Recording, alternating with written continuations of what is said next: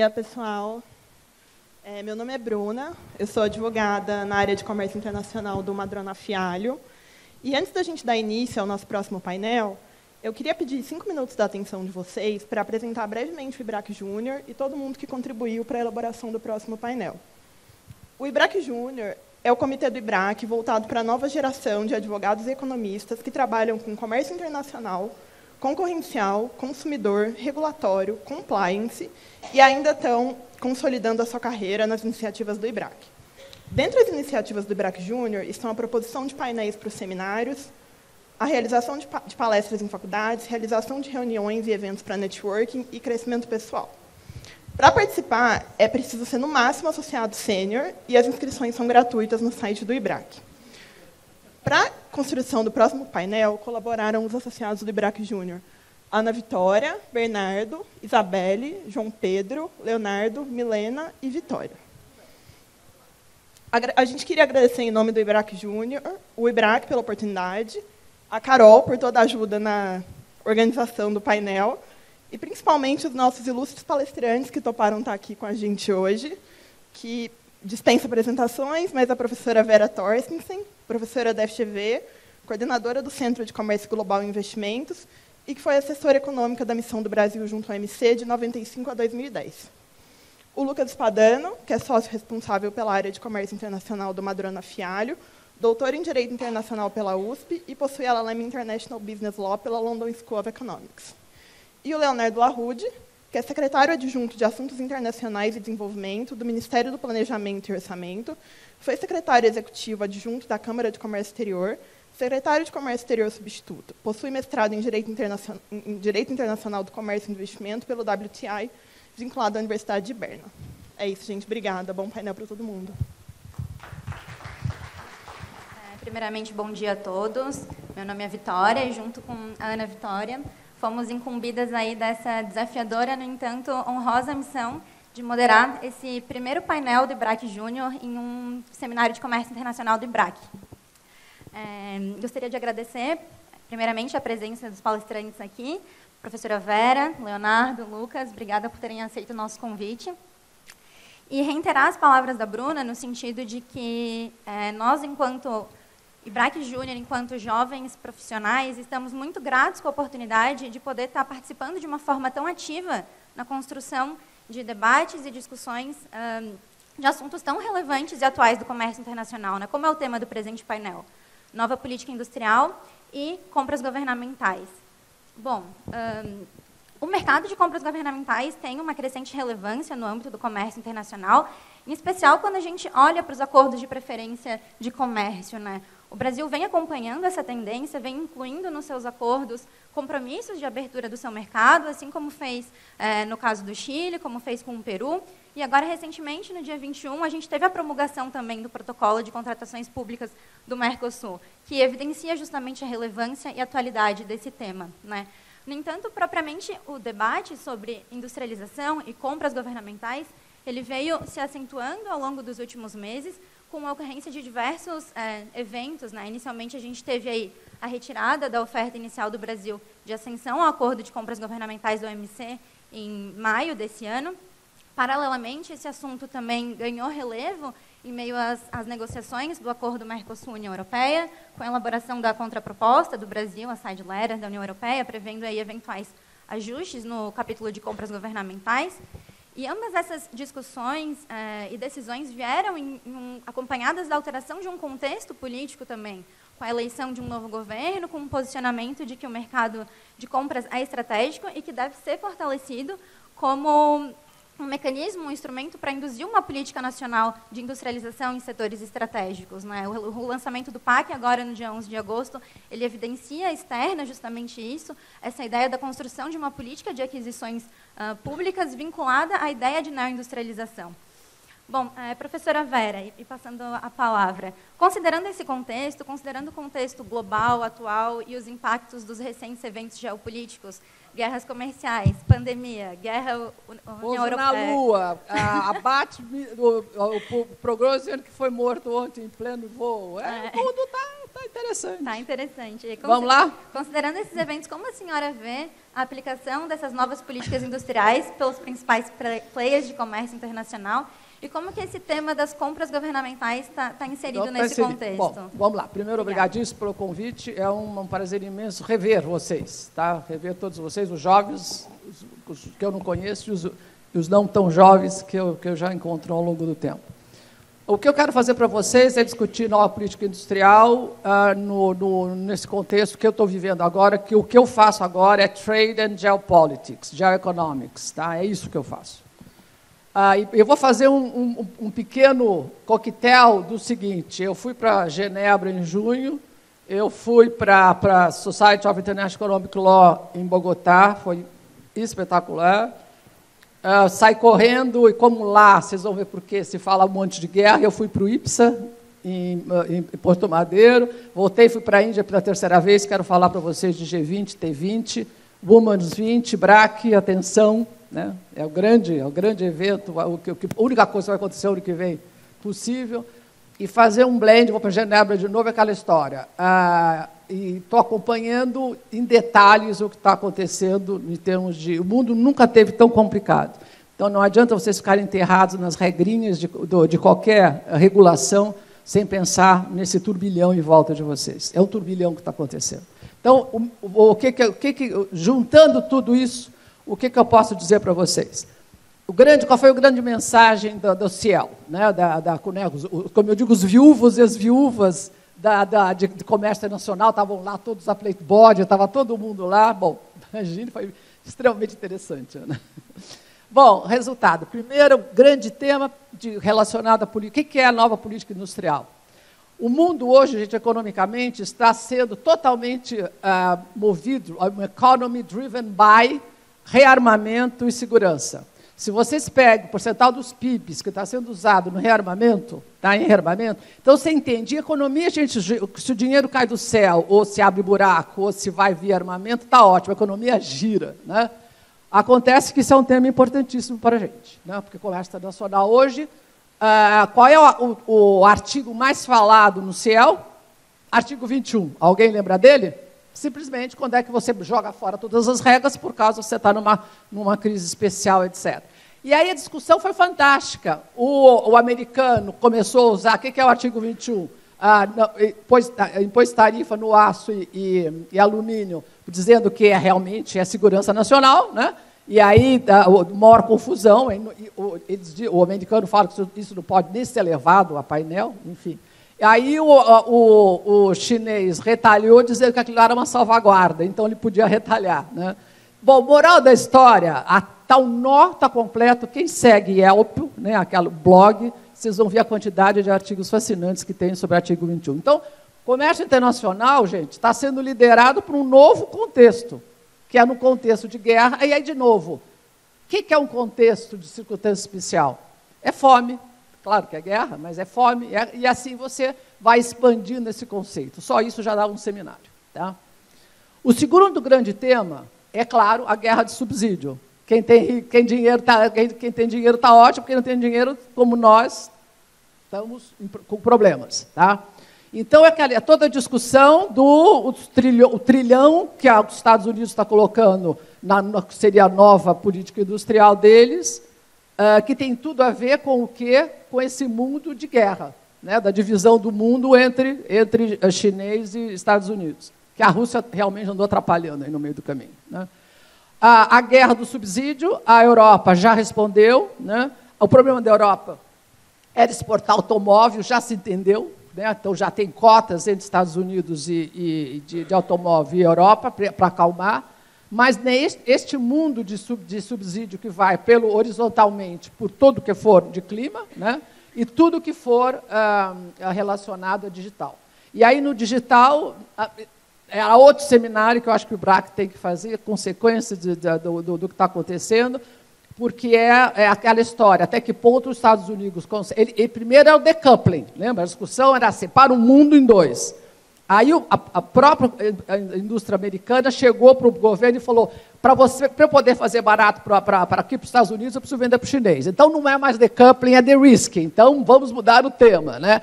E aí é bem focado na parte aí vale a pena vocês olharem. Imagine, eu velha, virei youtubeira. Tem vários filmes fantásticos chamados Geopolitics of Mineral, Geopolitics of Ships, que é exatamente, quer dizer, você com os Estados Unidos, você tem uma única fábrica na Holanda e uma única fábrica de lentes nas AIS na Alemanha, que você, com isso, você não faz as grandes fábricas, que são monstros, né, para fazer o chipzinho. Tá? Então, é disso que se trata. Este mundo dividido em dois, né, com a Rússia no meio complicando a história. E, por favor, Índia, botem Índia na cabeça de vocês. Tá? Bom, então, estou falando de política industrial. Uma economia liderada por armamento. Os Estados Unidos diz que botou 140 bilhões na Ucrânia. A Ucrânia embolsou 40, os 100 ficaram para a oligarquia americana de que faz armamento. Tá? Tudo que era velho da Europa foi arrebentado na Ucrânia, e a Europa está comprando os Estados Unidos está produzindo. Nunca tiveram tão felizes, nunca o setor bombou tanto quanto está bombando agora. Então, é essa visão. 2, o subsídio. 3, o Rafael montou. E aí, Rafael, vem a história que você foi muito elegante. Tá? É todo o cinismo, a hipocrisia dos países ricos, e aí eu peço para vocês, eu dou a referência. São palestras do pessoal que já está calculando se é possível você, 2035, fazer o que liderados pelos europeus que se quer fazer no mundo. A resposta não é o que os verdes querem, é o que a física e a engenharia permitem. E a física e a engenharia não vão dar conta de dar os minerais, etc., e tal, que se pede no mundo da Europa. Então, esse cinismo, essa hipocrisia que vamos fazer, tudo ser verde, todos os carros, gente, não vai acontecer. Então, aquela história, sejam verdes, mas sejam verdes muito bem informados. Tá? E aí, a energia, a Organização de Energia tem trabalhos maravilhosos, e tem trabalhos maravilhosos no Wilson Center, que faz números. Por exemplo, quantas toneladas tem o seu lindo carro elétrico? 2 toneladas de metal. Quanto tem uma eólica? Vamos, linda, para aguentar o Mar do Norte, etc. 100 toneladas de metal. Faz a conta, se você pode, e essa conta está sendo feita. 2 problemas. Não há mineral. Aliás, há mineral. A pergunta é que é altamente poluente. Por que está na China? Porque é altamente consumidor de energia, tá? Altamente poluente. E o próprio americano não quer saber, ou o europeu não quer saber de fazer um buraco horroroso, né, para pegar os minerais. Existem minerais, parece que no mundo inteiro. E, de preferência, debaixo das florestas tropicais. Vejam os filminhos que está acontecendo na Indonésia. Estão pegando os minerais críticos de berço de 4 mil metros de oceano, e simplesmente você está funcionando. Tá? Ele começa a fazer o processo e volta para baixo do mar. Então, e aí a Indonésia fala: o que vocês querem? Vocês querem que eu seja verde ou que eu mate a fome do meu povo? Sabe aquela história? Eu vou destruir a floresta. Então, toda a briga que eu acompanhei da floresta, do macaquinho que jogava dendê, lembra dessa história toda? Esquece, eles agora vão destruir tudo aquilo para fazer mineração. Pronto, isso aí é o segundo ponto continuando os minerais críticos. A economia. Aí, gente, tem uma quantidade de filmes no YouTube chamado Geopolitics of Minerals. Palestras gloriosas, onde você vê a hipocrisia do europeu, o verde que não tem ideia da necessidade. O terceiro ponto, o quarto ponto, que é fundamental, vocês sabem que eu gosto. Olha, outro nível de hipocrisia. Então, lá vai. Senhores advogados, eu acho que vocês têm um trabalho incrível para fazer por aí. Tudo bem, eu sou verde, botei a minha roupinha especial de verdura aqui. Bom, o que está acontecendo no mundo? Você tem... Olhem, por favor, no banco de dados da OMC, que está fazendo um trabalho incrível. TREMS, ouviram falar de TREMS? Trade Related Environment Measure. O assunto de vocês? Muito bem. Quantas TREMS estão notificadas, que o secretariado levantou existentes atualmente? 17 mil, prestem atenção, regulações obrigatórias relacionadas ao ambiente que afetam o comércio. Dessas daí, 60% é TBT, mais 10 doutrinas é SPS. Quem mexeu com isso sabe, é facílimo, tudo, né? Isto é o que o secretariado pegou. Agora, a piada tem outro número. Quantas trams os países notificaram? Metade. Alguém está escondendo alguma coisa. É isso que é a história. Ponto ligado a este. Você tem um mundo da TBT, que todo mundo sabe, obrigatório, governos. E você sabe da briga da ISO, que os Estados Unidos não aceitam a ISO, né, que estabelece os padrões básicos, etc. Isso aí é detalhe. Vai para o segundo sistema ligado à regulação de meio ambiente, que vocês adoram. É o famoso padrões privados, ou os NVS, etc, etc. Eram 400, agora estão nas 250, etc. e tal. Essas mordem, gente. Eu estou fazendo um trabalho imenso com a Fiesp, de ir nas empresas, dos setores, e morde. E aí a pergunta é, eles usam aqueles estándares que foram estudados pelo ITC, lá de Genebra, etc? Não. São outros. Então, você tem muito mais, quer dizer, o caos. Aí você pensa assim, acabou? Não, agora eu estou mestra num outro sistema, terceiro sistema, que é o cinismo do ESG. Desculpe, Rafael, desculpe. O ESG tem por trás dele uma tremenda picaretagem. Eu sou verdíssima. O que está acontecendo? Você sabe quantos standards ESG já tem? Tudo já mostrei, acabei de mostrar para o Zé onde estão as informações. 600 standards ESG. Cada banco tem nada que ver, TBT você sabe, o que você pode ter no processo. Pergunta, o CBAM é TBT ou é barreira aduaneira? O que é? Gente, vamos lá, começa a história. Os padrões privados de poder, como mexe com o processo ou não. Os padrões ESG são bancos e auditores que têm que valorar qualquer bem para saber se isso pode causar risco. Uma empresa vai sujar o rio, não vai sujar o rio? Como é que... E aí, quem é que teve curso de contabilidade? Quem é que sabe o que é o GAP? O General Accounting, princípios geralmente aceitos da contabilidade, que o Brasil usa, que é americano. Esqueçam, a Europa não usa nada disso, usa o International Standards. Tá? O resultado é que olha só, os espertos, né? Cada banco, cada auditoria, as grandes empresas de auditoria, elas criaram esses standards, porque é outra coisa, não tem nada a ver com o TBT, nem com padrão privado, é outro mundo.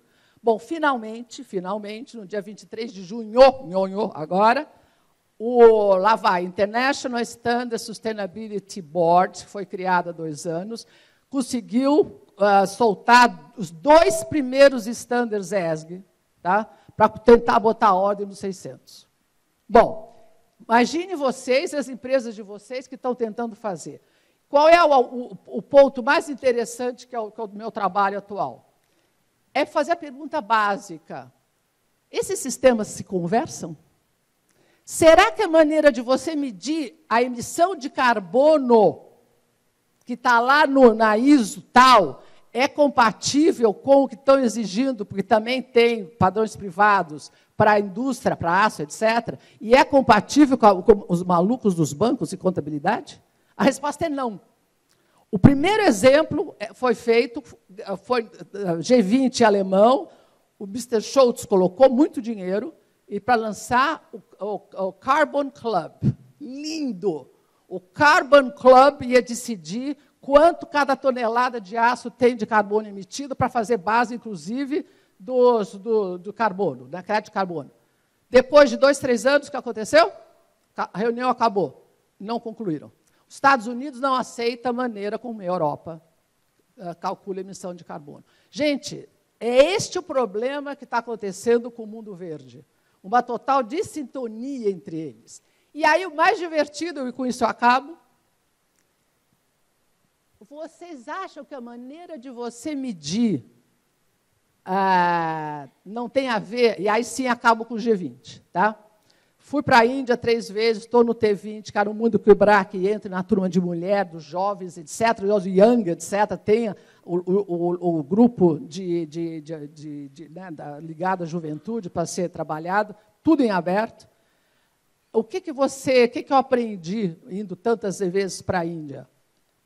a loucura que aquilo lá é, como está explodindo. Não é assustador?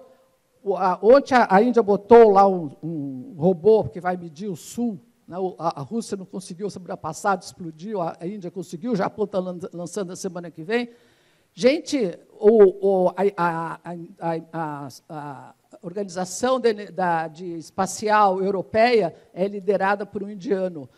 Todas as empresas de digitação no mundo são lideradas por indianos. A diáspora indiana, gente, são milhões, e eles entendem daquilo, ponto. Tá? Das vezes que eu fui, só encontrava indiano voltando para os Estados Unidos, ou indo para os Estados Unidos, porque agora não pode mais os chineses estão voltando, então os indianos... Quer dizer, prestar atenção, eles estavam brigando por outra coisa, mas esses standards que eu estou falando é um problema específico. Você sabe por onde passa o Equador, a linha do Equador? Passa por Belém, você sabe, passa por um terço da África e passa... Né, aquela história, a Índia está todinha no norte, mas ela está ainda país tropical. O que está acontecendo com esses estándares todos? Eles estão sendo discutidos e inventados por países temperados e ricos. Olha isso, que não tem nada a ver com a maneira como você tem que medir os estándares de país pobre, nós, tropicais. Então, eu estou juntando exemplos, gente. O metano da vaquinha é diferente daqui do que da Suíça. Tá?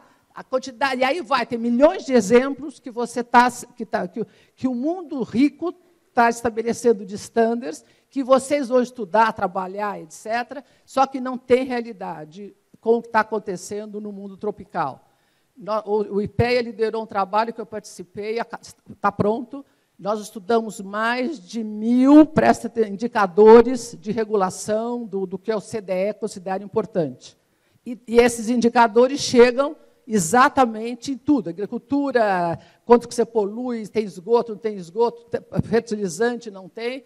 O que acontece? Os estándares da OCDE, gente, são estándares de países temperados. Foi aí que eu percebi. Não tem nada a ver com lógica brasileira. Eu vou dar um último exemplo para vocês. Respondam baixinho. Quantas roupas vocês compram por ano? Roupa, peça de roupa. Vale tudo. Vai lá. Então, vou contar uma coisa fantástica. Isso eu estava lá, claro, com todos os países ricos da história. Eu falei assim, bom, alguém abriu, por acaso, o Google e viu o que está acontecendo no deserto do Atacama? 78 milhões de toneladas de roupa. Atenção, você pensa, que horror, né? Roupa velha, usada, quebrada. Estão lá, os pobrezinhos estão indo pegar, estão jogando lá, porque o Chile ganha um dinheirinho por isso, e vai fazer o quê, não se sabe. Atenção, uma roupa de algodão dura 30 anos, uma roupa sintética dura 300 anos o fio. Então, depois do plástico, o têxtil é o maior poluidor do mundo. Metade do que está jogado na Atacama, do que é? Roupa absolutamente nova, que as grandes marcas europeias jogam, tiram de circulação e destroem, teoricamente destroem, para não entrar tirar a venda da próxima saison. Quer dizer, gente, o cinismo dos ricos em relação aos pobres também passa por aí. Prestem atenção no que está acontecendo com a discussão do plástico, né, que é o que está o grande poluidor. Presta atenção com o têxtil, tá? O que vai acontecer. E, de novo, como é que você mede os estándares de cada um dos países. E eu acabo com o seguinte, o que está acontecendo hoje, aí tem que ver com o... Acabou. Ainda tem 5? Fantástico. Então, vou contar mais. O que acontece, gente? Existe, vamos lá, você não fala mais países desenvolvidos e em desenvolvimento. Você fala país do Global Norte, Global Sul, Sul Global, etc. Aí eu cheguei na Índia e descobri que o tom era assim, a Índia assumiu o G20 pensando no quê? Pensando dar voz aos países excluídos, que não são membros, né? E dar voz ao Global South. O dar voz ao Global South, ela quer o quê? Ela é genial. A briga dela é o seguinte, ela criou o PIX dela, e ela diz que toda a área digital é um bem público. Dona Google, senhor Tesla, tal, X, caem fora. E aí o americano está exigindo ao contrário. Quem manda no digital são empresas privadas. E a Índia diz que não, que estão empresas que ela vai controlar, públicas. A história da estandarização, gente, é uma maneira de você também A dona Europa, o famoso efeito Brussels, que vocês acabaram de falar, tem tudo a ver com a maneira deles verem o mundo, tá? E de como é que você vai aplicar. Cadê a Juliana? O que a Apex tem que ajudar, no fundo, é neste mar que está, qual é o standard que vocês vão... Coitadinho das empresas, gente. Os europeus estão ganhando rios de dinheiro, são cínicos, nojentos, tá? O francês, quando vem com a não, eu falo, cadê quantas roupas você comprou? Está jogando no Atacama? Então, cala a boca, porque você não tem menor prestígio. Os 3 minutos que falo, eu vou fazer o seguinte. G20, tá? Já está no site os resultados do T20. Para você saber do que se trata, entra lá, T20 Índia, Pense 20 Índia, tem lá os papéis. Então, são 7 task forces que foram montadas, coisas geniais, gente. A parte de economia global, o que é? Os 70 países mais pobres do mundo estão hiperendividados, quebradíssimos. E aí foram pedir apoio para o FMI. O que aconteceu? O americano falou, não. Se eu dou dinheiro do FMI, vocês vão pagar a China do Road and Belt. Então, esse dinheiro está empossado. Então, uma das prioridades é a reforma do sistema. O Brasil, sistema multilateral. O Brasil, que é Nações Unidas, por isso que a Etiópia está entrando no BRICS, tá? É um preço caro. Enfim, né, a Arábia Saudita entrando no BRICS, o Irã entrando no BRICS. Né? Com isso, claro que vai complicar a vida do Brasil entrar no OCDE, bien sûr, né? Não vai ser tão fácil. Mas vamos lá. Então, você tem esse jogo de Global North e Global South que vai se reproduzir no G20. Porque o G20 foi a Indonésia, foi a Índia, claramente. Olhem esses papéis. Tá? O Brasil, se vocês olharem os discursos oficiais, hoje saiu a declaração do BRICS, eu estava vendo. Já pode entrar, porque já acabou de sair. Vejam o tom. Esse é o tom do novo governo. E vai ser um tom de Global North, Global South. Então, aquela história, existe um espaço muito bom, adorei o que o Plogger falou, existe um espaço seríssimo para vocês falarem, se organizarem, berrarem para os jornais. Gente, G20 tem todos esses grupos que dão a possibilidade de vocês fazerem reuniões, fazerem papéis e ir para o jornal dizer o que vocês querem. Então, se querem pensar em comércio, né, pensar no comércio não mais como comércio só, regras da OMC, está lá a OMC, tem coisas incríveis acontecendo na OMC, não adianta matar a OMC, porque, desculpe, Zé, são 20 trilhões, e tem muita coisa que é arroz com feijão, que as regras básicas da OMC, né, ainda funcionam. Então, porque o Zé matou a OMC, eu não deixo o Zé matar a OMC. Bom, o resultado... Porque vocês têm que trabalhar em cima disso. Agora, o que é genial é você pensar que cada artigo da OMC, do velho GATT da OMC, tem que ser pensado geoestrategicamente.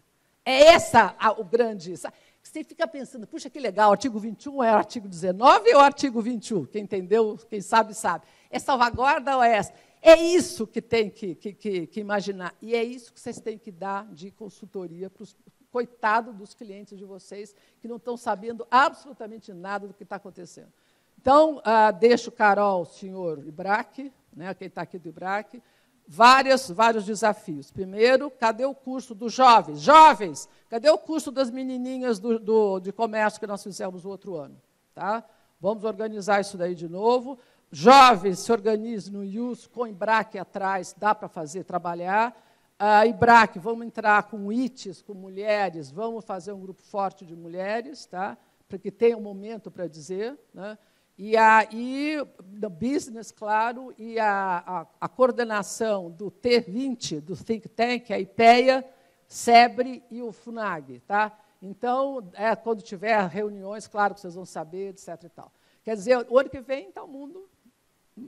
se a gente chegar lá, né, se o 2023 acabar, bonitinho, e a gente chegar a 2024, vocês vão ter um ano com um monte de oportunidades. Então, atenção, gente, não é mais comércio internacional, é geoeconomia e comércio internacional. Tá. Bom, professora Vera, muito obrigada pela exposição.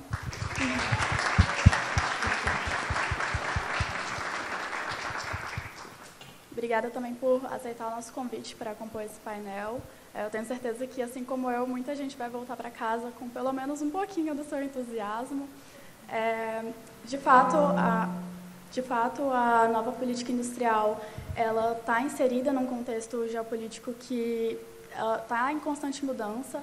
E a gente tem verificado vários desses objetivos específicos que estão sendo evidenciados como os estándares de sustentabilidade.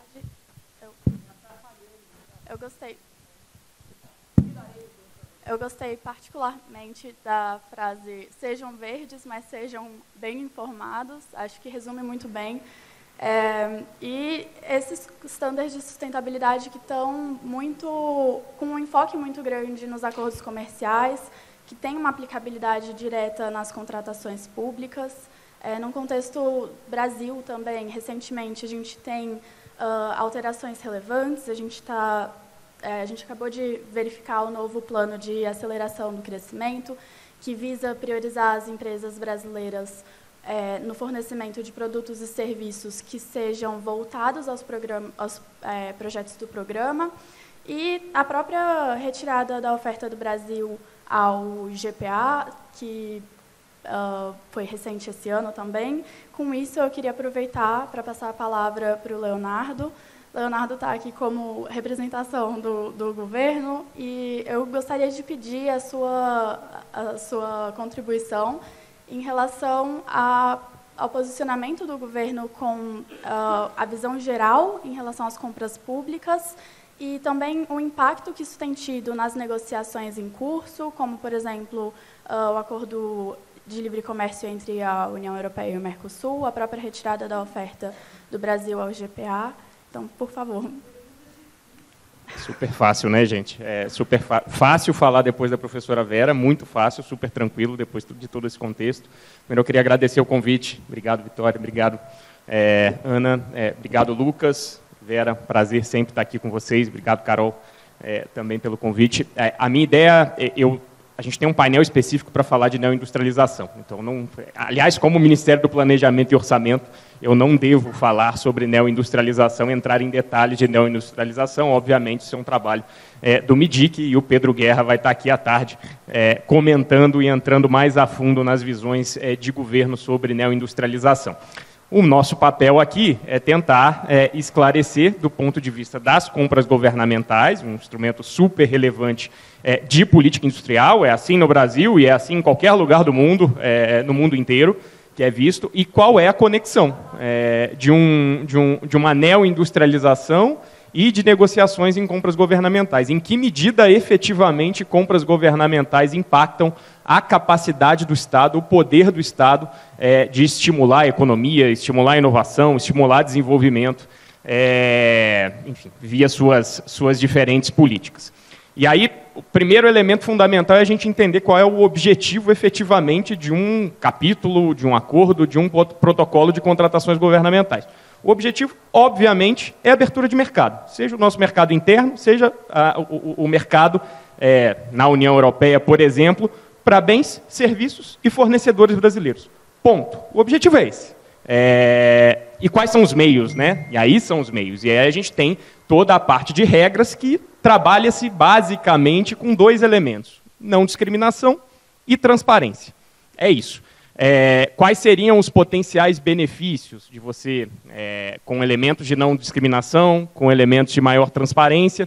Muito que se comenta, por exemplo, do DPA da OMC, que seria um acordo anticorrupção.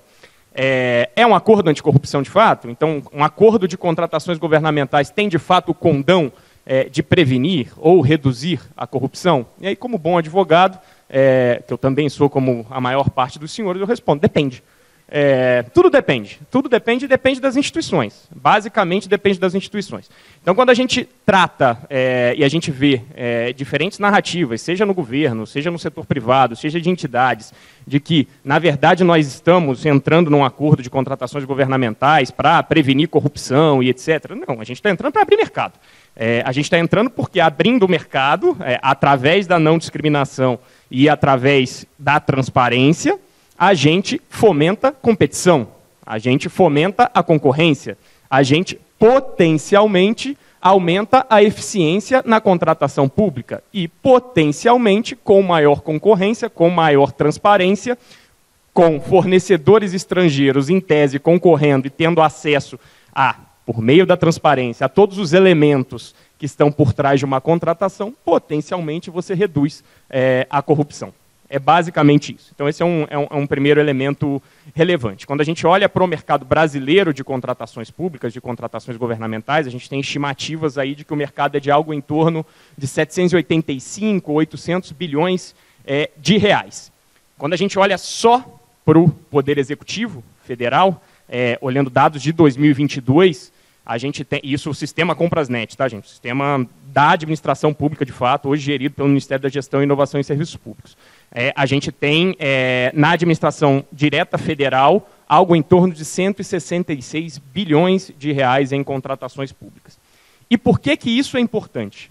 Eu vou entrar daqui a pouco no histórico negociador do Brasil em contratações governamentais, vou entrar um pouquinho na estrutura de um capítulo de compras governamentais, mas isso é importante porque a gente precisa compreender também que quando a gente está falando da abertura de um mercado de contratações públicas, a gente não está falando de uma abertura ampla, geral e restrita das contratações públicas, seja no mercado brasileiro ou seja num outro mercado que a gente tenha um interesse de participar. Esse é um elemento muito importante. Então, guardemos o número de 166 bilhões na administração federal e de 800 bilhões de estimativa aí, de contratações de uma maneira geral na administração pública brasileira, incluindo suas estatais, incluindo entes subnacionais e etc.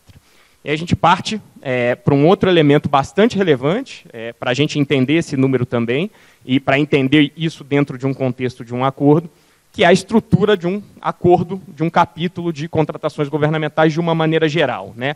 A gente tem um capítulo de regras, que a gente traz, obviamente, ali como principais elementos, como eu já disse, não discriminação e transparência, mas você só vai aplicar o princípio da não discriminação e os compromissos dele derivados, e a transparência e os compromissos dele derivados, para aquilo que está, obviamente, no escopo do acordo. Ponto. Então, mesmo a parte de regras só aplica para aquilo que está no escopo do acordo. E quando a gente procura buscar o que está no escopo do acordo, a gente vai lá atrás na oferta de acesso a mercados para entender o que efetivamente está no escopo do acordo. Aí a gente tem um anexo 1, que são as entidades da administração direta, por via de regra. A gente tem o anexo 2, que são os entes subnacionais. A gente tem o anexo 3, que no Brasil a gente chama de outras entidades, em inglês é Other Entities, que via de regra são as empresas estatais para a gente, para facilitar aqui a compreensão. A gente tem um anexo 4, que são os bens que estão incluídos no âmbito do acordo. A gente tem um anexo 5 de serviços, a gente tem um anexo 6 de serviços de construção, a gente tem um anexo 7, que é um anexo de notas gerais, que na verdade são as exceções que cada participante daquele acordo pode estabelecer, exceções de política pública, políticas públicas que são relevantes efetivamente na condução das contratações por parte de um Estado. Então, quando a gente vai na estrutura, primeiro você tem que entender o que é fundamental em todos esses anexos. Primeiro, entidade licitante, ponto. A entidade licitante está incluída no escopo do acordo ou não está incluída no escopo do acordo? Esse é o primeiro elemento fundamental. Segundo elemento, bem ou serviço de construção incluído no escopo do acordo. Está incluído ou não está incluído? Esse é um segundo elemento. Vejam que a gente está fazendo uma leitura cumulativa da oferta, né?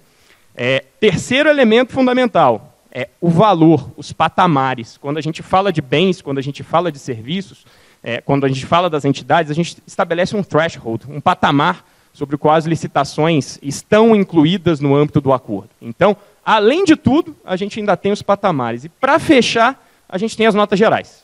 Para fechar, a gente ainda tem as notas gerais. Mesmo que a entidade esteja incluída, mesmo que o bem ou serviço de construção esteja incluído, mesmo que o valor esteja incluído no acordo, se aquela política pública se encaixa, aquela licitação, na verdade, se encaixa no âmbito de uma política pública que está incluído no anexo 7 de notas gerais, não é possível não fazer parte do acordo de contratações públicas. Então, esse é um elemento bastante relevante também, e daqui a pouco a gente chega nos 166 bilhões ou 800 bilhões. Aí eu passo para o histórico negociador do Brasil. O histórico negociador do Brasil em compras governamentais é relativamente recente.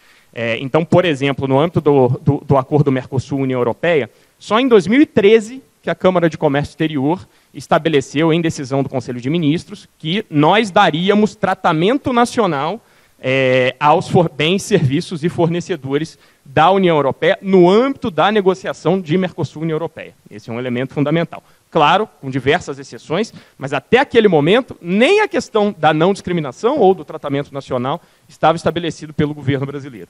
Aí vem 2015, em 2015, novamente o Conselho de Ministros da Câmara de Comércio Exterior concede um mandato negociador para acordos ou protocolos de compras governamentais no âmbito da América Latina, exclusivamente da América Latina. Isso foi em maio de 2015. Em abril de 2016, a gente tem o primeiro protocolo de compras governamentais fechado pelo governo brasileiro, que é com o Peru, que não está em vigor, mas é o primeiro protocolo fechado pelo governo brasileiro. Posteriormente, a gente fecha o protocolo de contratações públicas do Mercosul e um capítulo específico de compras governamentais no âmbito do Acordo de Livre Comércio com o Chile, além de negociar com a União Europeia, com o EFTA e com Singapura, compromissos específicos em contratações governamentais, e sempre, de certa forma, aumentando um pouco do escopo da oferta de acesso a mercados do Brasil. Então, a gente pode dizer que, dentre todos esses acordos, o acordo, naturalmente, que mais aumenta, ou mais aumentaria o escopo da abertura de mercado brasileiro e de acesso ao mercado brasileiro no exterior, seria o Acordo Mercosul-União Europeia, acompanhado pelo Acordo Mercosul-EFTA, que tem mais ou menos ali os mesmos dispositivos, e a gente pode tratar aqui da oferta Mercosul-União Europeia tranquilamente, porque essa oferta estava publicada no site do governo brasileiro, no Siscomex, estava lá, então é bastante tranquilo a gente comentar sobre ela. Então, muito bem, esse é o histórico negociador brasileiro. Quando a gente pega especificamente o Acordo Mercosul-União Europeia, que é já falo do DPA, quando a gente pega especificamente o Acordo Mercosul-União Europeia, a gente vê que, dentre aqueles anexos que a gente está tratando, a gente tem a administração direta, efetivamente, a União, incluindo o Poder Judiciário e o Poder Legislativo, ok, mas a gente não tem entes subnacionais, então a gente não tem estados e municípios, esse é um elemento importante. A gente não tem empresas estatais, não tem nenhuma empresa estatal incluída na oferta que foi previamente fechada lá em 2019. A gente tem bens, uma grande quantidade de bens, quase todos praticamente incluídos, com algumas exceções e exceções setoriais específicas. A gente tem boa parte dos serviços incluídos, mas, por exemplo, serviços de saúde não estão incluídos. Então, esse é um outro elemento. Serviços de saúde, de uma maneira geral, não estão incluídos na oferta Mercosul-União Europeia. E aí a gente vai para o anexo de... Bom, a gente tem serviços de construção a partir de um determinado patamar, então é um patamar relativamente alto, a gente está falando de algo em torno de 35 milhões de reais. E a gente vai para o anexo 7, que tem ali os elementos de política pública que são importantes, como produção de alimentos e venda de alimentos, e compra pelo Estado para a agricultura familiar, insumos estratégicos, na verdade, parcerias público-privadas vinculadas a insumos e produtos de uma lista estratégica do Sistema Único de Saúde. A gente tem a questão das encomendas tecnológicas, também resguardada até um determinado valor. Tem offsets que são tradicionalmente proibidos no capítulo normativo de compras governamentais, do texto como um todo, mas é possível resguardar por um período de tempo, isso acontece e aconteceu no Acordo Mercosul-União Europeia, a gente pode discutir se 8 ou 15 anos, a depender do Ministério, é muito ou é pouco, mas está ali resguardado também. E alguns outros elementos de política pública também menores, que impactam, obviamente, a política de compras, mas de uma maneira menor. E aí eu faço a pergunta, no caso do Acordo Mercosul-União Europeia, especificamente, que é a grande discussão que a gente está tendo intra-governo e externamente também. O acordo, de fato, e aí a gente precisa, obviamente, analisar dados, analisar informações, analisar o que é a política do Estado brasileiro em contratações governamentais, ou o que vai ser, porque, na verdade, ela não está definida ainda. Você está no PAC, você tem uma neoindustrialização sendo discutida, mas você ainda não tem uma definição efetiva do governo sobre e isso é importante, sobre quais são os setores estratégicos ou não. Você tem ideias, mas a política estabelecida nós ainda não temos. Então, o Acordo Mercosul-União Europeia, o capítulo de contratações públicas do Acordo Mercosul-União Europeia, de fato, algo que ataca diretamente a eventual política de neoindustrialização focada em compras governamentais? Com todas essas exceções que a gente está tratando aqui, olhando só a administração direta com 166 bilhões de reais, em um mercado de 800 bilhões. E ainda há as exceções dentro dos 166 bilhões de reais. São dados. Estou trabalhando aqui só com dados. É efetivamente um problema ou não é? Essa é a discussão do governo. Porque como a gente tem um novo governo, legitimamente eleito, que tem uma visão importante à luz de tudo que está acontecendo internacionalmente, de que as compras governamentais são e devem ser um importante instrumento, um importante fator de desenvolvimento do Estado brasileiro, pega-se o acordo Mercosul-União Europeia e chega-se à conclusão, olha, calma, diante da side letter or joint instrument que os europeus apresentaram, diante de não sabermos ainda, estarmos trabalhando no que vai ser a neoindustrialização efetivamente, eu acho que a gente merece um processo de reflexão aqui para entender se isso aqui, de fato, vai impactar ou não vai impactar o meu poder de compra ou o que eu quero fazer com as minhas compras governamentais e se isso impacta diretamente a minha indústria, efetivamente, na ponta, que é o centro, obviamente, da política de desenvolvimento do país, como já tem sido dito pelo presidente Lula, como tem sido dito pelo vice-presidente Geraldo Alckmin. Então, essa é uma reflexão que a gente precisa ter, e essa é uma reflexão que o governo está trabalhando. Eu gosto sempre de fazer esse tipo de reflexão com base em dados, porque quando a gente fala de um acordo de compras governamentais, parece que, de fato, a gente está fazendo uma abertura ampla, geral e restrita do mercado de contratações públicas no Brasil, ou que a gente vai ter um acesso amplo, geral e restrito ao mercado de contratações públicas no exterior. Não é verdade. Não é assim. As regras estão postas, as regras estão claras. Os desafios, obviamente, com uma abertura ainda que pequena para a nossa indústria são grandes. O Lucas vai falar disso, perspectiva de setor privado, a gente tem questões de competitividade, que a gente conhece muito bem, a gente tem questões de custo Brasil, tem tudo isso. Mas a discussão ela precisa ser, de fato, feita com base em dados, com base em evidências, com base no que, de fato, aquelas regras, no que, de fato, aquela estrutura de acordo impacta o poder de compra do Estado. Isso é muito importante. Aí eu chego no DPA, para terminar minha fala.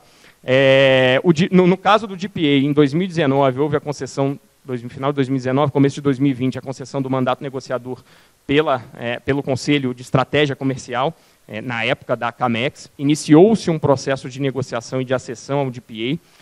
Houve muitas críticas naquele momento, porque naturalmente, num processo de acessão ao DPA, com os players que estão ali dentro, e você entrando unilateralmente numa negociação, e como um latecomer, né, naturalmente você teria que ceder mais do que aquilo que você cedeu em compromissos que você negociou e que, de certa forma, existe um equilíbrio, porque no Mercosul União Europeia eu posso ceder um pouquinho mais em compras governamentais, de interesse do mercado europeu, mas ter um acesso em outra área maior, em outro capítulo, eventualmente. No caso do DPA, não é assim, e isso foi bastante criticado, porque, naturalmente, a abertura desse mercado seria maior. É natural. E o que a gente tem... Bom, eu não posso... Eu, obviamente, conheço a oferta, mas essa é uma questão que a gente não pode falar, mas o que a gente tem que saiu na imprensa é de que essa é uma oferta que, naturalmente, foi mais ampla do que as ofertas de negociações anteriores, do que as ofertas, por exemplo, a oferta em Mercosul União Europeia fechada ou Mercosul-EFTA. Naturalmente, se a gente parte para um processo de renegociação ou de repensar Mercosul União Europeia, é natural que haja um processo de retirada também da oferta brasileira no acordo de compras governamentais do OMC. Isso é natural. Aliás, isso já vinha sendo dito, inclusive, durante o governo de transição. Então, era normal que isso fosse feito, e foi feito logo no começo da gestão. Acho que é importante se fazer logo no começo da gestão, porque você já dá uma sinalização de que você quer trabalhar e quer trabalhar de uma forma diferente, não fica cozinhando ali efetivamente o que você vai fazer ou não vai fazer com aquela oferta. Você já dá uma sinalização clara para os parceiros que aquilo ali, isso aqui eventualmente foi um excesso, a gente vai retirar, nós temos outras prioridades e a gente pensa em renegociar. Então, esse é um pouco do estado da arte que a gente tem de contratações públicas no Brasil. Compras governamentais como ferramenta de política industrial, fundamental. Neoindustrialização, fundamental. Daqui a pouco a gente vai ter a Leani aqui falando um pouquinho, e eu tenho certeza que ela vai falar do plano plurianual, porque ela lidera isso, é uma mente brilhante do Ministério do Planejamento e Orçamento. A neoindustrialização é um dos objetivos estratégicos do PPA. PPA que vai ser encaminhado ao Congresso em breve, né, Leani? Então, a neoindustrialização está lá. Então, a neoindustrialização, obviamente, nos faz repensar o que a gente inclui ou o que a gente não exclui nos acordos. mas esse processo de reflexão é importante. São os acordos de fato, ou pelo menos os negociados pelo Brasil, eles têm o condão de fato de impactar o Estado brasileiro na condução da sua política de contratações governamentais? Será que se eu estruturar uma boa política de contratações governamentais com as entidades corretas para fazer a licitação ou endereçar os problemas que eu quero endereçar, utilizando as empresas estatais que não foram incluídas na oferta, lembrando, além de tudo, que as compras governamentais incluídas no acordo são as compras utilizadas para fins governamentais e não para fins comerciais. Isso é importante porque também impacta as empresas estatais. Será que isso tudo, de fato, afeta o poder de compra do Estado? Essa é a reflexão que está sendo feita internamente no governo brasileiro.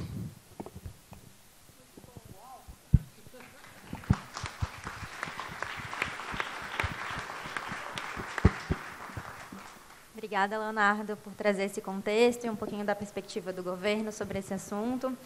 E agora vamos ouvir um pouquinho do setor privado, né? Lucas, como advogado que já fez estudos sobre o tema pedido do setor privado, como que esse setor está enxergando esse assunto e quais são os potenciais benefícios e os potenciais riscos, né, de uma abertura do mercado brasileiro?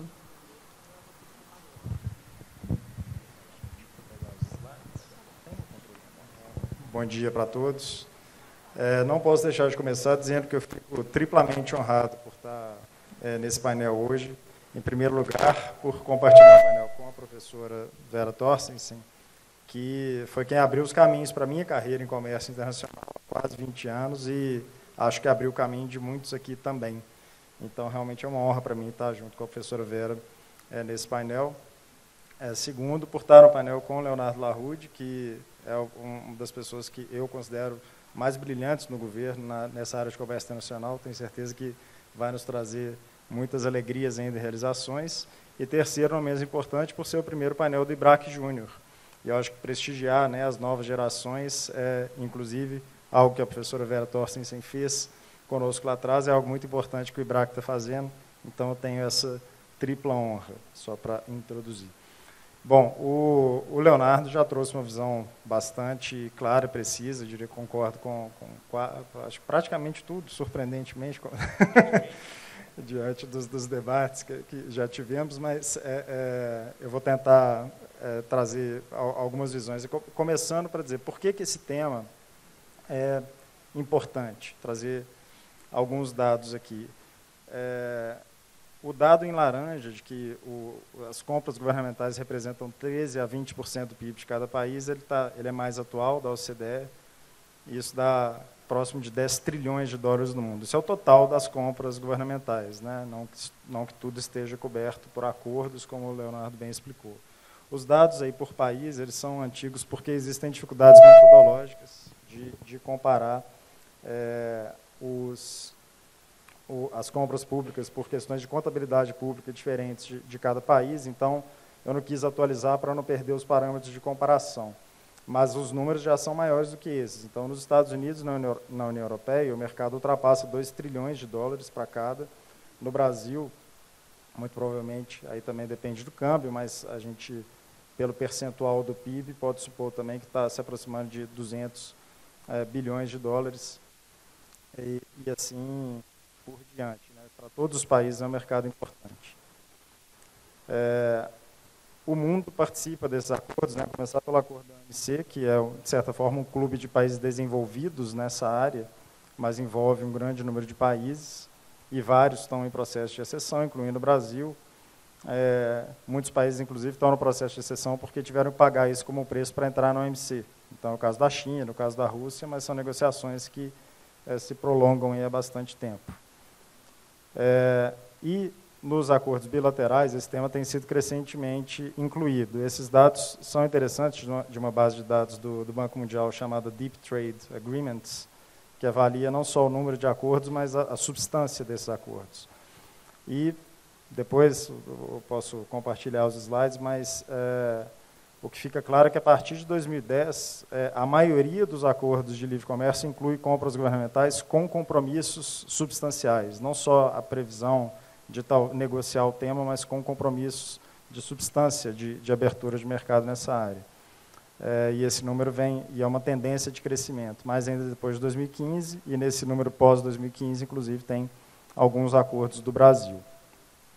O Brasil, como o Leonardo também falou, já tem acordos de compras governamentais, inclusive em vigor com o Chile. Foi aprovado esse mês o protocolo de compras públicas do Mercosul, que, como foi ratificado já pelo Uruguai, vai entrar em vigor também para esses dois países, então, em breve, falta só a promulgação, e depois, eventualmente, com os demais membros do Mercosul. Tem acordo assinado com o Peru, tem negociações com a União Europeia, EFTA, Singapura, acordos ainda em negociação também com o Canadá e o próprio acordo da OMC que prevêem, né, esse tema. E aqui, só a título ilustrativo, pegando os Estados Unidos e quais são os parceiros comerciais deles em compras governamentais, eles estão ali no mapa, e aí tem diferenças em relação ao nível de abertura, tem memorandos específicos para o setor de defesa, mas o mapa já serve para demonstrar que, além dos membros do acordo de compras da OMC, que são basicamente os países envolvidos, então Europa, Japão, entre a Coreia do Sul, a Austrália, você tem também alguns países da América Latina. Então, se a gente fosse desenhar um gráfico desse do México, por exemplo, ele teria o acesso, né, ao mercado de compras dos Estados Unidos, ele é membro do CPTPP, então tem vários países em desenvolvimento que também fazem parte, Vietnã. Então, o ponto aqui o mundo está discutindo esses acordos e existem parcerias. E é daqueles temas em que, se o Brasil ficar de fora, naturalmente, ele vai estar potencialmente perdendo acesso ali aos mercados nessa área. E, naturalmente, ele pode optar também por proteger o seu e ficar no mercado interno. Mas será que isso vale a pena? Então, depois a gente vai explorar mais no final. E, na verdade, o Brasil já negociou, né? Pelo menos com o Chile, com países da América Latina, o tema já está previsto. Bom, o que define as compras, para ter claro o que está em jogo, o que define as compras cobertas pelos acordos de compras governamentais? Em primeiro lugar, como o Léo lembrou, é preciso ver o conceito de compra coberta, e são compras apenas para fins governamentais. Isso exclui aquisições para fins comerciais. Por que isso é importante? Existe uma preocupação já, de imediato, de muitos setores com compras da Petrobras, por exemplo. A Petrobras faz compras, é uma empresa pública, então ela faz compras que podem ser consideradas, a princípio, compras governamentais, mas é para uma finalidade comercial, de explorar petróleo. Então, as compras da Petrobras estão fora do conceito das compras governamentais. Isso é relevante porque, na verdade, ela não fica sujeita a esses compromissos. No caso de concessões, que não é exatamente uma compra, né, você está delegando uma determinada atividade para o setor privado, aí já é uma zona cinzenta, alguns acordos cobrem e outros não, depende dos anexos, mas, via de regra, também não é algo coberto. Além dessa definição, é preciso olhar os anexos, aí eu não vou repetir, porque o Léo já explicou muito bem. Para entender a cobertura de um acordo de compras governamentais, é preciso ler detalhadamente todos os anexos. E só depois disso é preciso saber o que está dentro ou não. E vale lembrar que, além das exceções dos anexos, tem exceções gerais, parecidas com a do artigo 20 do GATT. Então, questões de saúde pública, por exemplo, podem entrar como exceção. E a exceção de segurança nacional, que é mais abrangente do que a do artigo 21, que a professora Vera lembrou. É uma linguagem mais flexível, então compras de equipamentos militares e coisas que o país entenda que são estratégicos para a defesa também vão estar fora. Isso também é importante entender para avaliar os impactos. Por conta disso, quando a gente olha os dados, não dos mercados de compras públicas como um todo, mas sim das compras cobertas, a gente vê que o universo é muito mais limitado. O Léo trouxe o dado das compras federais, né? Então, como certo parâmetro de dizer 160 bilhões de reais em um universo de 800 bilhões. Aqui a gente tem dados elaborados pelo governo dos Estados Unidos, então precisamos lembrar, né, de onde que veio o dado para poder, eventualmente, ele tem uma agenda por trás disso, que é um paper do Congresso americano, mas a crítica deles os Estados Unidos, na visão desse estudo, ele tem cobertura para cerca de metade das suas compras governamentais, ao passo que a União Europeia, por exemplo, tem para só cerca de 1/4 das compras governamentais. Então, uma queixa dos americanos que a cobertura dos outros é insuficiente. A visão dos europeus, naturalmente, é oposta a isso. Mas, de fato, quando a gente olha os dados, se eles estiverem corretos, é bem impactante. Pensar que o Japão, por exemplo, tem uma cobertura em um mercado ali, na época desses dados, por volta de 2010, de 400 bilhões de dólares, só 25 bilhões cobertos, é bem pouco. Mostra que nas negociações existe um espaço para negociar realmente muitas reservas. Os dados do Canadá, ali eles cobrem só o governo, só o nível federal, sem as províncias, porque são anteriores ao momento do Canadá ter aberto essas compras no acordo OMC. Então, eles não devem ser tão considerados. Acho que acabou a bateria aqui, talvez. Será que alguém em cima consegue passar os slides? Porque acabou a pilha aqui. Aparentemente, sim. Será que vai cá? Espero que eu acho que acabou. O problema é a parede, perdão, gente. Quais são os principais compromissos em relação a essas compras que estão cobertas? O Leonardo já sintetizou muito bem também, que é a questão da não discriminação na forma do tratamento nacional e a questão da transparência, e podemos colocar também nessa categoria uma série de questões procedimentais. Então, publicar edital, também observar direitos dos licitantes, então a possibilidade de entrar com recursos, impugnações, questões de devido processo legal, digamos. Em regra, existe a proibição dos offsets. Aí, lembrando que os offsets são contrapartidas que o governo exige, além do fornecimento do bem ou serviço, alguma outra contrapartida, normalmente transferência de tecnologia, compromissos de conteúdo local, compromissos de localizar investimentos em determinada região. Então, esses são os offsets. E eles são importantes, não só para o Brasil, como para muitos países, mas muito usados no setor de defesa. E no setor de defesa, como eu comentei, existe uma exceção de segurança nacional, e são muito usados também no setor de saúde, no caso do Brasil. A gente tem as parcerias de desenvolvimento produtivo, que são bem importantes, existem mais de uma centena de contratos desse tipo que visam transferir tecnologia de medicamentos, vacinas, etc., para laboratórios públicos. Algumas são muito bem sucedidas, então a questão dos offsets é uma das políticas públicas que é importante observar nas negociações.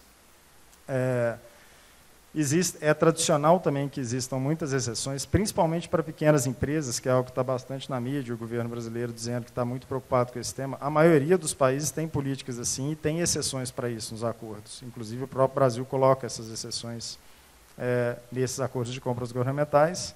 E também é possível negociar regras transitórias, ainda que em algum momento você vai assumir o compromisso, por exemplo, em relação a offsets, é possível negociar a transição. Israel é um país que fez isso, e além de fazer isso, o Israel não colocou, por exemplo, órgãos de defesa na sua cobertura no acordo do OMC, porque é onde ele usa muitos offsets, então ele não fica sujeito a essa regra. Aqui vou falar rapidamente também alguns aspectos da legislação brasileira que são impactadas, mas sempre tem o espelho, né, de que os exportadores brasileiros vão também ter contrapartidas no mercado estrangeiro. Hoje, aí aqui é um ponto importante de lembrar, o Brasil ele é um mercado aberto para a participação de bens estrangeiros, né? É normal e toda licitação é comum que participem importadores, e não tem discriminação. Qual que é o grande impacto do acordo? É a questão dos fornecedores estrangeiros poderem participar diretamente. Então, a maneira mais fácil de dizer o que o acordo faz, no caso do Brasil, é fazer com que toda licitação coberta tenha que ser uma licitação internacional. Elas existem também no Brasil, são licitações em que o fornecedor estrangeiro participa diretamente, sem estar estabelecido no Brasil, e com os acordos, isso vai passar a ser uma obrigação. Então, toda licitação coberta tem que ser internacional, a empresa não precisa estar estabelecida, pode competir da sua base lá no país parceiro. Especialmente para compras de bens, isso pode ser bastante impactante. Mas, para bens e serviços, no fundo, produtos importados já participam e são fornecidos aí corriqueiramente para o governo brasileiro nas nossas licitações. Aqui tem detalhes na lei, critério de desempate, por exemplo, se resolve hoje em favor se acontecer, que é raro, mas se resolve em favor do bem nacional. Isso seria discriminatório, então precisaria ser alterado. Inclusive, Se a gente for pensar no tratado com o Chile, se tiver um empate entre um produto chileno e brasileiro, não pode aplicar isso, que senão violaria o acordo com o Chile. E aí o tratado prevalece, né? Margem de preferência. Isso aí todo mundo vai provavelmente se lembrar, porque o Brasil já teve algumas vezes. Está difícil, gente. Eu continuo convencido de que é a pilha, mas tudo bem. Tá. Bom, eu vou falando enquanto isso. As margens de preferência, no Brasil, elas estão previstas na lei de licitações, estavam na anterior e estão previstas na atual, e dependem de decretos do Executivo. Hoje não tem nenhum em vigor, mas o Brasil já usou algumas vezes. E tem margem de preferência tanto geral, como a margem de preferência adicional para produtos que tenham tecnologia desenvolvida no Brasil. Isso está previsto na nossa lei como possibilidade. Esse é um dos pontos a que o governo vem se apegando para defender que é preciso rever o que foi ofertado nas negociações com a União Europeia. Essa margem adicional para produtos desenvolvidos no Brasil, que é algo bastante específico. Os offsets eles estão previstos também na nossa legislação e eles são utilizados, né, como eu comentei, em alguns setores. O tratamento preferencial para pequenas e médias empresas, esse o Brasil diria que ele tem que colocar como ressalva, porque o tema é constitucional e está previsto em lei complementar. Então, o Brasil coloca essas ressalvas até para que não ocorra nenhum conflito do tratado com normas que são de nível hierárquico superior, e aí o Brasil teria um problema. Então, margem de preferência de até 10% para pequenas empresas, cotas de 25% do total da licitação, se forem bens divisíveis, essas questões têm que estar previstas e vêm sendo colocadas pelo governo nas ofertas. E aqui um último tema, que é bastante importante também nesses acordos, que é a questão da equalização tributária.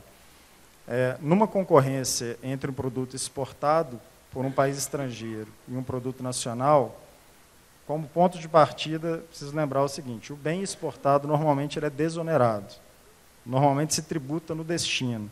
Então, você tem regimes como drawback, por exemplo, então a gente está falando de um bem que vem sem ter recolhido impostos. O bem produzido no Brasil, ofertado no Brasil, ele tem uma série de impostos, no caso do Brasil, uma grande série de impostos ao longo da cadeia produtiva que está onerando esse bem.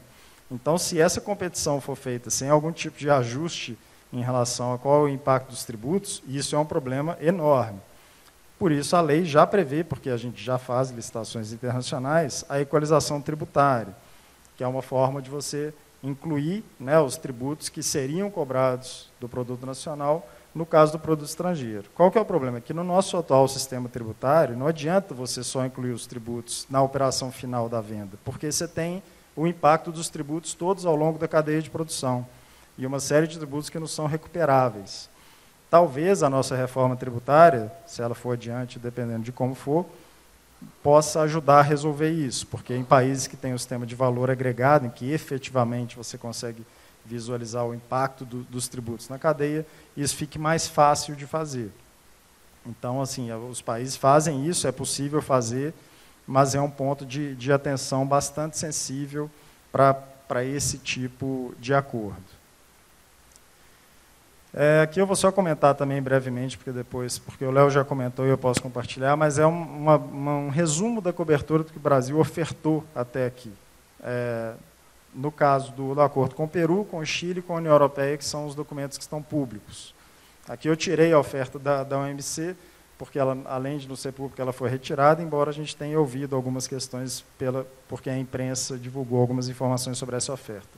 Então, estou olhando só para os bilaterais.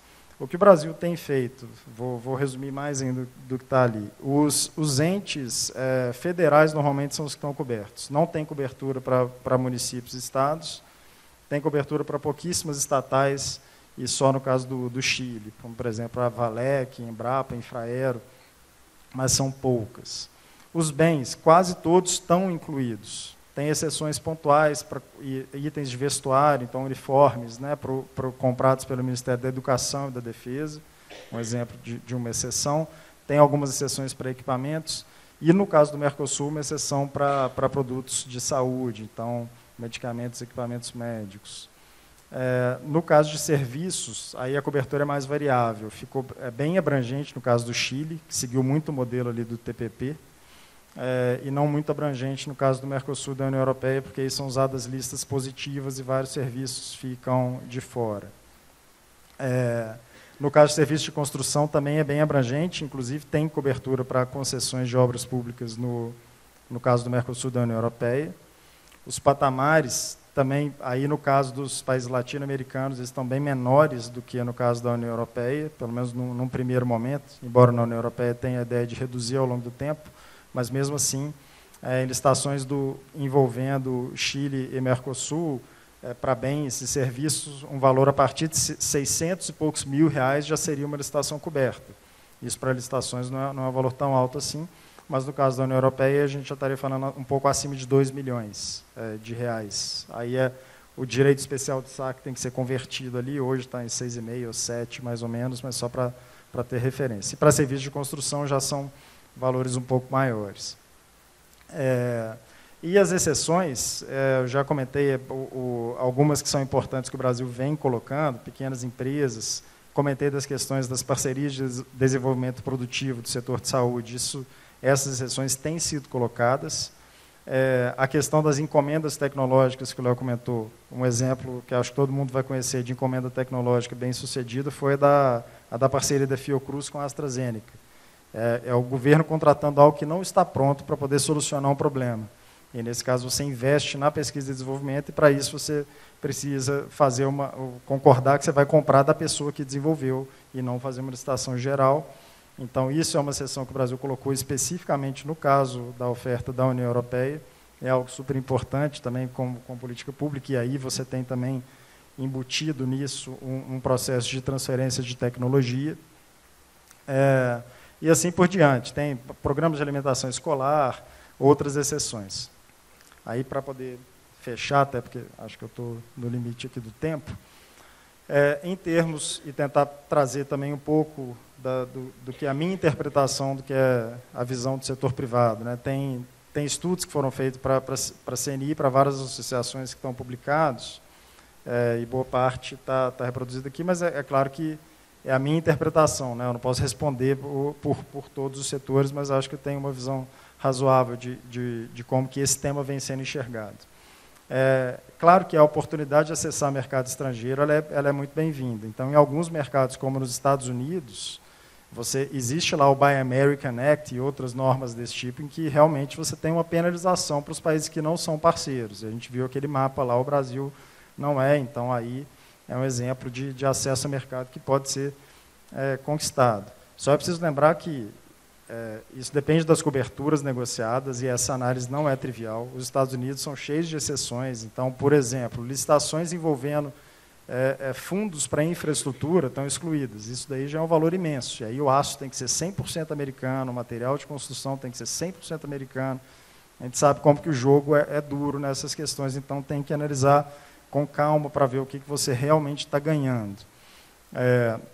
Depende, claro, da competitividade, aí a gente tem o problema do custo Brasil, todos sabem disso, e depende também de barreiras não tarifárias. Isso é importante porque os acordos de compras, eles não mexem, eles não disciplinam as barreiras não tarifárias. Então, se tem algo disciplinado pelo TBT, o acordo, ele não toca nisso. Você não pode discriminar no edital de licitação, mas se o edital falar, precisa cumprir a norma X, então, isso aí, eventualmente, se pode discutir no âmbito do TBT, mas é algo importante também de ter em mente, analisar bem se, de fato, vai ser conquistado o acesso ao mercado no exterior. Um aspecto importante também é evitar penalidades. E aqui tem uma novidade relativamente recente da União Europeia, que eles aprovaram, em 2022, o que eles chamam de International Procurement Instrument. Isso, basicamente, permite que os europeus penalizem os países que não tenham acordos com a União Europeia ou que na visão deles, não deem acesso adequado ao mercado de compras. E o Brasil, se for olhar no site da União Europeia, é um dos países listados que, segundo eles, tem restrições. Então, é algo importante. Isso pode resultar numa penalização de licitantes brasileiros, se a União Europeia assim decidir. Claro que, para o governo, você tem uma percepção uma perspectiva de redução de custo de compra pública com mais concorrência, e há uma preocupação geral também a questão do bom gasto público. Com mais concorrência, como o Léo colocou bem, existe uma expectativa, potencial contribuição para evitar a corrupção, né? Mais stakeholders e tudo, mas, sem dúvida, não é um acordo anticorrupção, isso é muito mais uma mensagem de comunicação, digamos assim, do acordo do que o que ele é, efetivamente, embora ele tenha uma cláusula, mas é dessas cláusulas mais gerais, né, do país se empenhar em combater esse tipo de coisa. E evitar desvios, né, tanto de comércio como até de investimentos. Né? Imaginem, uma empresa interessada em acessar o mercado americano, para dar um exemplo de mercado que tenha restrições, ela pode tomar a decisão de fabricar no México para poder acessar e não no Brasil, por exemplo. Então, existe uma preocupação também com isso, de fazer parte desse jogo pensando não só nas oportunidades de exportação, como nas oportunidades de investimento também. Então, existem efetivamente vantagens, sobretudo com a negociação cuidadosa, no âmbito bilateral, olhando as vantagens que podem vir do acordo, caso a caso. E os riscos? Há uma preocupação com várias políticas públicas que são bastante relevantes para muitos setores. Eu comentei já algumas, muitas estão nas exceções, mas, naturalmente, alguns setores podem, sim, que fornecem muito para o governo, podem ver uma concorrência maior e sofrer algum impacto, e existe essa preocupação. Basta ver a movimentação do governo em relação à oferta da União Europeia, de preservar o setor de saúde, isso tem a ver com essas preocupações. Outro risco, a concorrência ela pode não ser isonômica. Por mais que exista lá a equalização tributária, eu comentei que no nosso sistema tributário atual é insuficiente para garantir isonomia. Mas não só isso, a gente tem detalhes, por exemplo, de licitações. Vamos pensar, para quem conhece como funciona o sistema de registro de preços. É uma licitação essencialmente feita por um órgão federal para centralizar a licitação e depois você tem estados e municípios aderindo àqueles preços que foram ofertados para comprar o produto mais barato. O ente licitante, nesse caso, eu entendo que é o federal. Só que aí o município vai aderir àquela licitação. Nos Estados Unidos não existe cobertura para município. Eles cobrem alguns estados e cobrem entidades federais. A maioria dos estados e entidades federais, mas os municípios não. Então, você pode ter um descompasso, dependendo do tipo de compra que a gente estiver falando. Essa é, para dar um exemplo, a preocupação para os fabricantes de ônibus, produtos que são comprados pelo governo para transporte escolar. Então, são detalhes que é importante avaliar nessas negociações. Já comentei o problema da tributação, né? Existe também, é claro, isso é um tema geral para qualquer negociação de acordos de livre comércio, o impacto do custo do Brasil e da competitividade da empresa brasileira. Não é só na concorrência aqui no mercado, também um problema de competitividade lá fora. O nosso sistema de financiamento das exportações, ele é capenga em relação àquilo que é ofertado, especialmente nos países desenvolvidos. Então, só nessa questão do acesso ao crédito, você pode ter também descompassos de competitividade que também precisam ser considerados. E existe uma preocupação grande também, e aí eu acho que é uma visão bastante, razoavelmente, vou dizer, unânime, mas eu diria que da maioria dos setores, pelo menos com os quais eu tive a oportunidade de conversar, de que esse tema é um tema importante para negociar bilateralmente. Claro que depende do parceiro, mas na América Latina faz muito sentido, mesmo com a União Europeia faz muito sentido. Talvez com países asiáticos, tem muita competitividade, custo baixo de produção pode ser uma dificuldade, mas bilateralmente faz sentido. Mas a entrada na OMC, que é basicamente um contrato de adesão, né, em que você está aderindo àquilo que já existe, foi negociado pelos outros, é um clube de países desenvolvidos. O México, por exemplo, é cheio de acordos e não faz parte do acordo da OMC. Isso é mais sensível. E se perde também uma moeda de troca importante nessas negociações, porque se o Brasil já fosse membro, por exemplo, do acordo da OMC ao negociar com a União Europeia, possivelmente essa era uma moeda a menos que o país teria para negociar um arranjo mais abrangente, que pode ter vantagens que vão além das vantagens nessa área. Então, essa é um pouco da visão dos desafios e dos riscos, das oportunidades e dos riscos, mas, sem dúvida, é um tema que o Brasil... Não diria que não pode se dar o luxo de ficar de fora, já está dentro de alguns e está negociando outros, e é importante desmistificar um pouco para que a gente consiga entender onde que efetivamente, qual é a melhor forma, né, de aproveitar essas oportunidades. Obrigado, gente.